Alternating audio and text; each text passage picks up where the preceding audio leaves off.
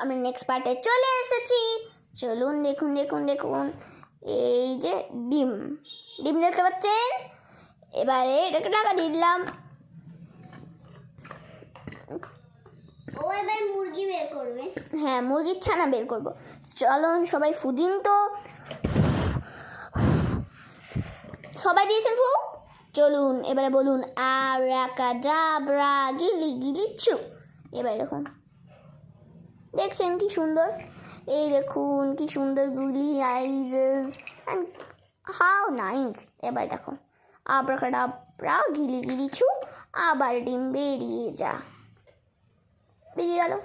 চলুন তাহলে বুঝতে, এটার ম্যাজিকের আসল রহস্যটা আমরা ভিডিও শেষে দেখাবো। চলুন এবার একে দেখো, এ এখন মিল্ক খাবে ফিডার থেকে, ফিডার থেকে এখন মিল্ক খাবে। চলো, এখন এই ফিডারের ভিতরে মিল্ক আছে, মানে ফেক মিল্ক।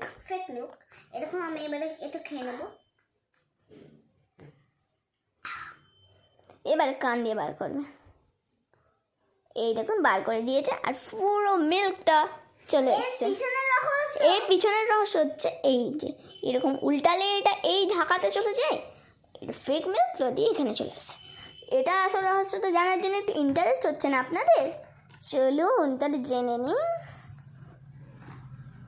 এই যে মুরগি আর এই যে ডিম, দেখছেন তো 3 প্লেটে 3টে জিনিস।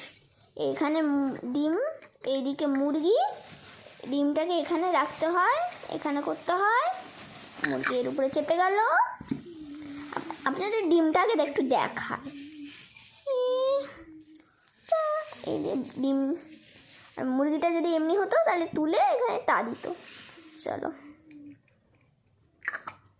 ডিমটা প্রচুর কিউট। হ্যাঁ, তাহলে like and subscribe. Bye bye, good night.